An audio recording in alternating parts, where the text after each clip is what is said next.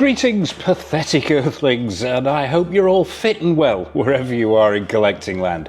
And welcome back to the channel for another episode of Grail or Fail. For the uninitiated amongst you, Grail or Fail is where we revisit a 1/6 scale action figure, or quarter scale action figure for that matter, or statue, which is widely considered to be a grail or a classic in the collecting community, and find out if it's still worthy of that title today. So, going under the microscope today, it's one from Big Chief Studios. What plaything have we got today? Well, it is the Big Chief Studios 1/6 scale take on Ming The Merciless, aka Max Von Sydow, from the 1980 cult classic that is the Mike Hodges directed Flash Gordon. But before we dive in and find out if it's a grail or a fail, I would like to send a Mongo size shout out to everybody who supported the channel, and please drop a like and hype on this video as it helps other people find Go Figure. And if you haven't already, be sure to hit that subscribe button and bell notification icon so you're not missing any of the Grail or Fails, the new figure reviews, the tours, the showcases, the everything basically that we've got coming up on the channel. So without further ado, let's dive in and find out if Ming of Mongo is a grail or a fail. So let's get up close and personal with Emperor Ming of Mongo, the Merciless, from Big Chief Studios.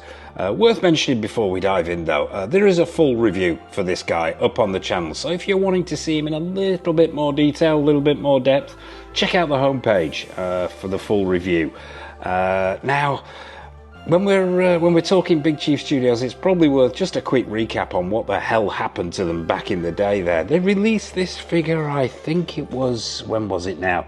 Yeah, it was in 2021. They actually went belly up in 2023, unfortunately. We lost them. They disappeared with a boatload of collectors' money. The excuses were the COVID virus. What else? The cost of living crisis. Well, whatever happened to them anyway, the lights went out back in 2023. But when they made this figure, they were still in full flight, and I think that shows a hell of a lot. Now, I can't give first impressions on this figure because I've had it in the collection since it was released, but I still think it looks spectacular today. But why does it look spectacular, and is it still a grail? Well, let's find out. Let's start at the bottom, as we always do, and work our way up. The base. Now, those people who picked up Big Chief Studios figures will recognize this base instantly. It is that sort of oval shaped, that egg shaped base with this raised section at the front here. Now, normally with Big Chief Studios figures, these are done in black, very, very simple, but they made an exception with this one, and I'm so glad that they did. It reflects the style of the movie and the style of Ming himself. You've got this gold paint application that runs all the way around the side and at the front there. It's all done in plastic, and then you've got that deep, deep red in the circular section. Standard issue crotch grabber, and it's also got the light up feature underneath here. You've got space for 3 AAA batteries, and there's an on-off button. Now, I have a love-hate relationship with these Big Chief Studio bases and their light up features. Sometimes they work really, really well. This one's holding up really well, but others not so well in the collection. But yeah, you have a touch sensor on the side, as you probably noticed earlier there, and it's worked first time, so this one's holding on in there. But there's a touch sensor which is actually in the base itself here. You just touch that, and what you get, actually I'll take this out, there are a strip of LED lights in the bottom there. Now, whether the camera's catching this, I don't know now. Normally those lights are white, but in this case they've done them in gold, which I think is a really, really good idea. You get this clear sort of, it feels like perspex almost. It's got this sort of opaque type finish on the front there, but actually, as you can see, the light does transmit through this. It says Ming The Merciless, which is sort of etched on the front there, Emperor of Mongo, and when it's switched on, although you probably won't be able to see it that well under these bright white LEDs, that gold light transfers up through the front of this nameplate and actually illuminates it. You need darker conditions for it to be really effective, but it still works, and I'm not a massive one for light-up features, as regulars to the channel will know. I'm probably sick of me harping on about, but yeah, it sort of does the job, and it's a nice touch. Although it's not the brightest thing in the world, but we'll actually switch that off and take this this nameplate out, so we can drag this guy a little bit further forward, so we can start at the bottom. Oh yes, the standard issue crotch grabber as well with this figure. We'll start with the boots. Now, pretty much all red, and if it's not red on this figure, then it's gold. Boots themselves are really, really well done. Sculpted plastic, black sole going on there, and that paint application is really, really good to give it that leather-like look. Also, it's got some weathering on there, which is really great to see. There's that weathering on the top of the boot itself, and you've got creasing in there, and the screen accuracy is on point for both of these. So yeah, absolute winner on the boots there. Let's move up to, we'll start with the bottom layers of this outfit. Now, they're all, in some way, shape or form, they are containing this beautiful satin finished material here, this deep red, beautifully vibrant red, and it's the colours on this figure that pop for me. They really, really are super screen accurate. The outfit is exceptionally well done. In fact, I'm going to stick my neck on the chopping block here, and I think this and their Peaky Blinders figures are some of the best tailored work that Big Chief Studios ever managed to do. But yeah, let's take a close-up look at the pants themselves. Yeah, now relatively straightforward. And they actually, they're quite high-waisted. I've never had this whole outfit apart to see the multiple layers underneath, but the fit and finish on those pants is absolutely great, and that beautifully vibrant red material, as we've already mentioned. Now, on top of those pants, you've got the first of two robes. The inner robe itself is that beautiful deep red again. You've got the pleats in there, and as you move up, you've got these symbols. Now, they match, they're on both sides there, as you can see. Now, I think these are stuck on. They're not the most stable in the world. None have ever fallen off, and none of the edges is lifting, although they are slightly on the chest area. But yeah, I think they've been stuck on, and they're sort of made out of a plastic material, but they've got this embossed finish on the front and done in that golden red that is in keeping with the rest of the outfit.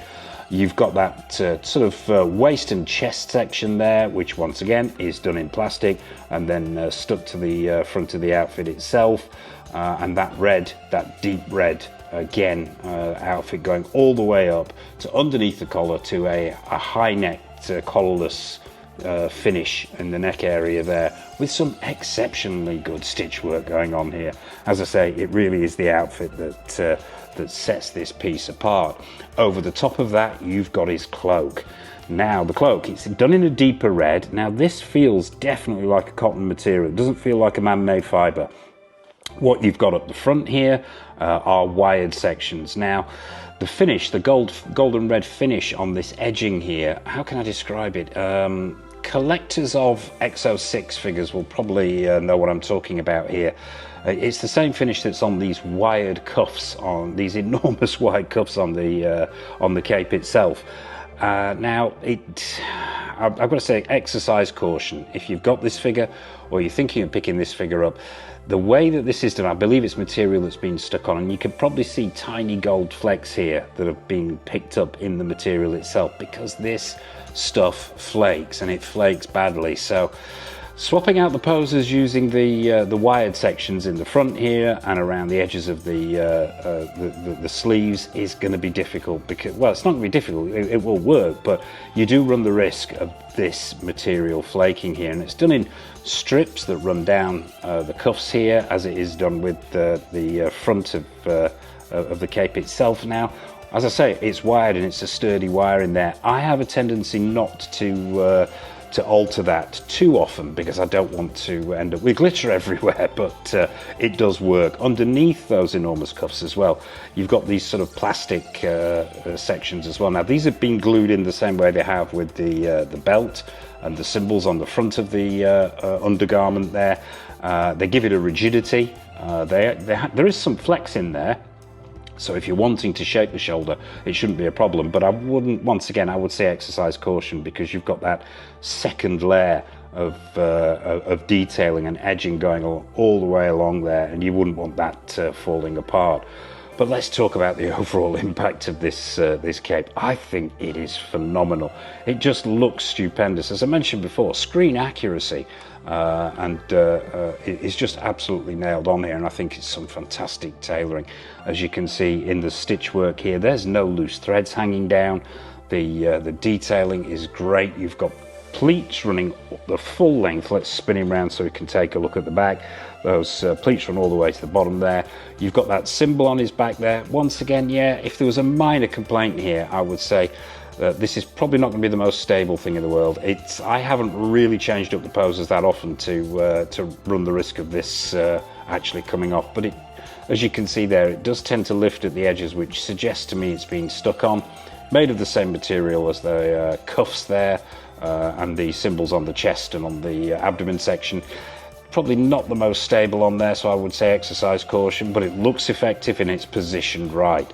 That stitch work as well in those seams there, you've got those sort of invisible seams running all the way up those huge sleeve areas, and they are done brilliantly. No wiring on the bottom of this cape, there's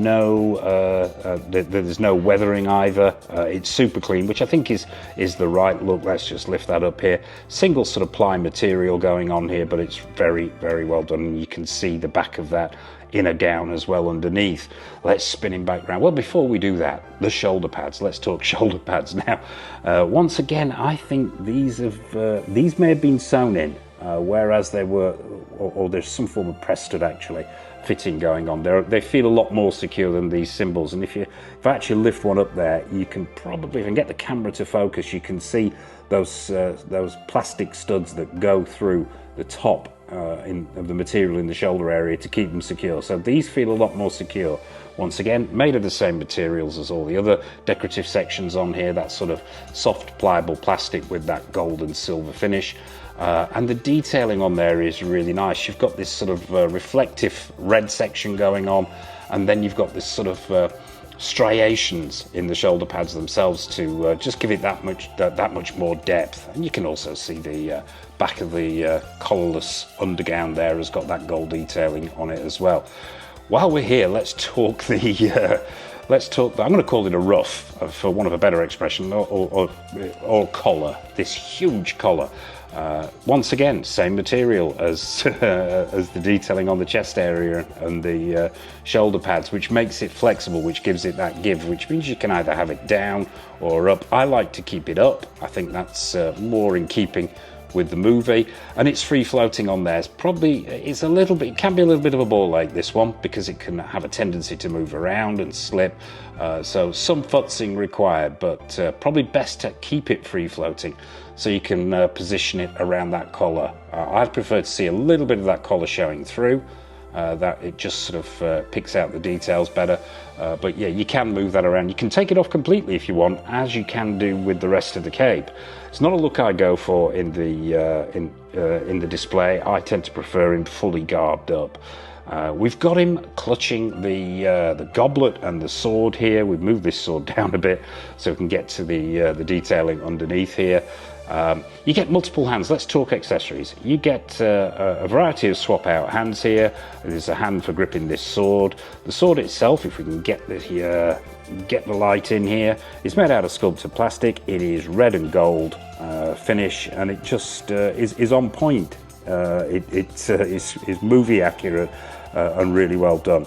And the goblet itself, yeah, the goblet, once again, sculpted plastic. You've got reds in there, you've got greens in there, and it just looks great. The hands, the minimum hands that you do get are very, very good. They've got that paint application to look like red leather, so they work really well, if the camera will focus here. You've got those gold stripes down the back here. You've got the rings on the index finger there, which are really nicely sculpted and painted gold and red. And overall, the full effect of the hands is very, very good. And there's crease work in there. So sculpt and paint applications on the hands can't be faulted. And it is a spectacular looking thing. It really, really is. Now, Big Chief Studios also released a Flash Gordon to go with this particular figure.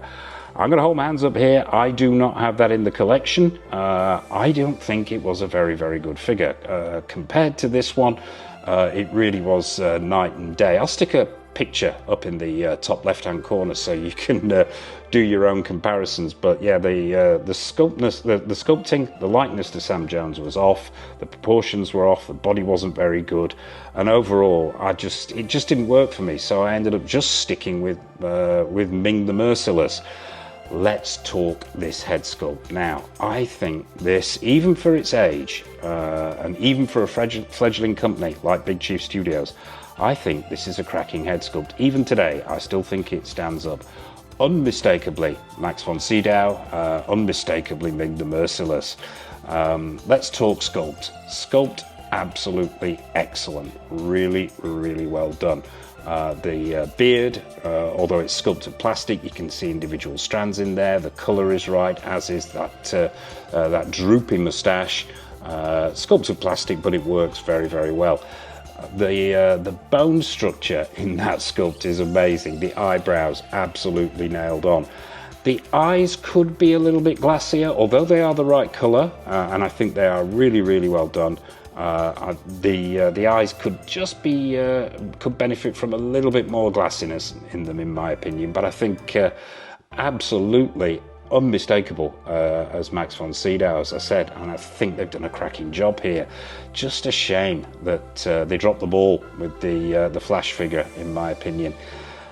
It's a fixed neck head sculpt. Now, if I was going to level any complaints at this, and it's not the sculpt, I think the sculpt is sort of in keeping with a company that's been around for a lot longer and charges a lot more, although they weren't the cheapest figures when they were released initially, these.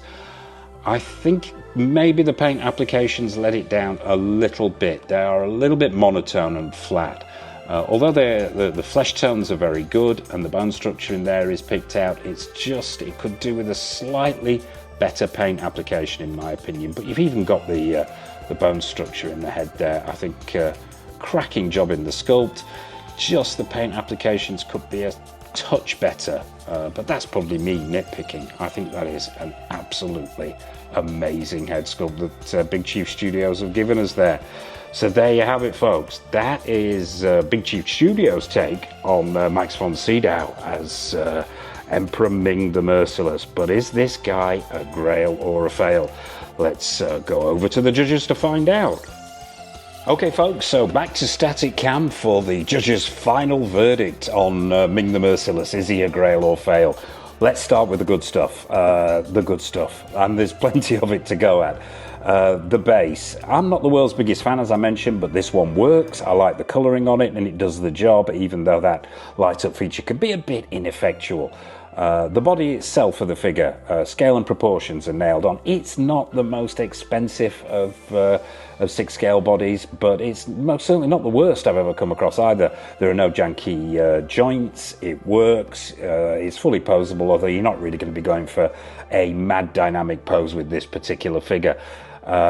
Really, the strong points here are the outfit. This outfit is, and I've said it before in this video, but I'm going to say it again. This, to me, is possibly one of Big Chief Studios' best tailored outfits. The colours nailed on. The materials they have used here are so luxurious. They feel fantastic. The colours pop. That undersuit is amazing. The attention to detail is absolutely phenomenal. And even if you're not the world's biggest fan of Flash Gordon or Ming The Merciless, this is a centerpiece to any sort of science fiction display. Really, it's a showstopper, just down to the colors as well. The gold is beautiful, although, well, we'll get to the downsides. I think the layers are fantastic. The wiring in the outfit itself is substantive enough to hold those poses. Accessories, yes, well, we'll get to those as well. That's a downside. Other positives: the attention to detail, the screen accuracy, the fall, the fit, the finish are amazing. That head sculpt, that's most certainly an enormous plus. Unmistakably Max Von Sydow, unmistakably Ming, and it just looks phenomenal. I love the expression they've gone for there, just on the right side of universally menacing. Downsides. Flaky gold sections, not the best in the world. They could have been done differently. This stuff does come off. I would have preferred to see maybe a screen printing technique used here, or another. I am no textile expert, but another method here of applying both the gold on the edging here, on the cape itself, and on the edging of the sleeves, so it didn't flake. Other downsides, accessories. It's very, very limited on the accessories. You've got the sword, you've got the cup, and a few swap out hands. That's it. Probably another complaint, or well, not really a complaint, a minor niggle, is some of the detailing, as we mentioned before, on the chest, abdomen, and around the back here with this symbol has been glued on. And yeah, if you're not super careful with it, I could see these actually detaching over time. Yeah, and probably the only other minor niggle I have with this figure is the paint applications on that head sculpt could be slightly better, but we are talking a figure that is it's 5 years old now. And they were, as I mentioned before, they were a fledgling company, so they can be forgiven. I'm seeing 6 scale figures today where the paint applications don't match this kind of quality, so we're not talking maybe just quite up there with Hot Toys in art caustic plastic, but damn, still a superb head sculpt in my opinion. So there you have it, folks. Time for a verdict. This is an easy one for me. This is absolutely a grail. I love the camp over-the-topness of the original movie. I think Max Von Sydow was a highlight of that movie, and they've captured him beautifully here in 1/6 scale. Just a pity that Big Chief Studios went belly up when they did. I think they had a very bright future in front of them. So for me, at least, neck on the chopping block here, Big Chief Studios' take on Max Von Sydow is a grail as far as I'm concerned. Just a pity the same can't be said for the Flash figure. So there you have it, folks. That is Big Chief Studios' take on Ming. Grail, absolutely a grail. But what is your opinion of this figure? Do you have it in your collection? Do you think it's a grail? Is Mr. Go Figure getting it completely wrong, and is this a fail? Nothing is off menu. Let me know in the comments section below. Let me know what your thoughts on the movie, that amazing piece of colourful absolute mayhem. Nothing is off menu, as I mentioned, so please drop a comment in the comment section below. Anything about the movie, anything about the figure, anything about Big Chief Studios. So that about wraps it up for this episode of Grail or Fail, folks. I hope you enjoyed it. If you're wanting to find out more about this figure, check out the homepage. What else have we got coming up? Well, we've got plenty more 1/6 scale reviews, new figures coming in all the time from Hot Toys, Susu Toys, Present Toys, Caustic Plastic, X06, Iconic Studios. In fact, Iconic Studios, Christopher Lambert from Highlander will be going under the microscope very, very soon. Full review for that coming up on the channel, so stay tuned. And we've also got a new tour video coming up very, very soon. Been promising that for a while, into the final edit on that. So yeah, be sure to mash that subscribe button and bell notification icon so you're not missing anything. And I suppose all that remains for me to say is, from myself and from Ming The Merciless, a massive thank you for watching as always, and until next time on the channel, take care of yourselves, happy collecting, and it's over to the showcase.